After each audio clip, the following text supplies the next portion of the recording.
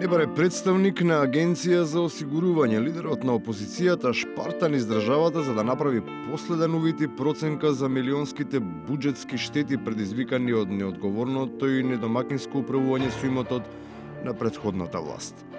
Длабоко забраздени во ризични пласмани од компанијата на која се заканува стечај и ликвидација и натаму тврдат дека може да ја работат јавноста како бавча.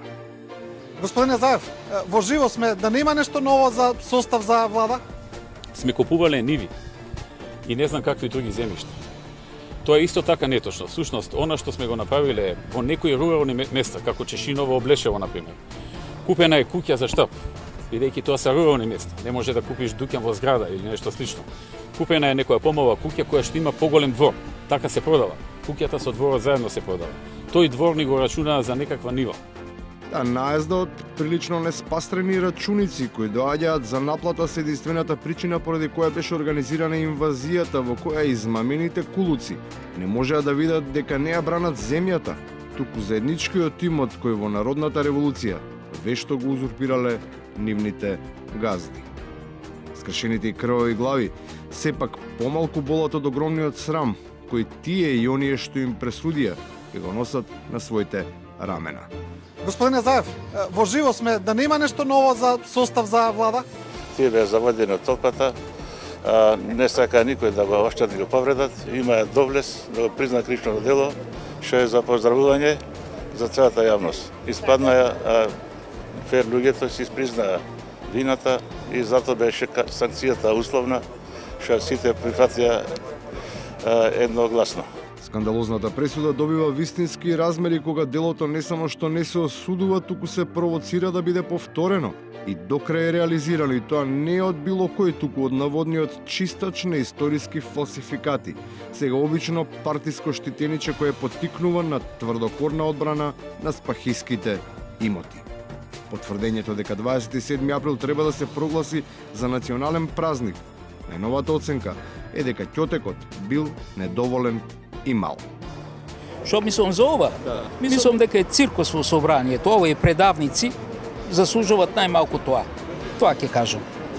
Заслужуваат, апсолутно. Оправдувам за борбата за Македонија, оправдувам се. Господине Заев, во живо сме, да нема нешто ново за состав за влада? Во таа компанија во која многумина веќе го имаат изгубено тлото под нозете, свој удел имаат оние на кои веќе им е совршено јасно дека е тешко да се одржи пристојна оддалеченост од земјата која ја влече гравитацијата. Па свесни дека просторот на политичката сцена се стеснува, почнуваат да бараат ново место под небото. Господине Заев, во живо сме, да нема нешто ново за состав за влада? Јас ќе ви давам гаранција дека нема да летам на Марс. Нема да летам на Марс бидејќи немам сателит.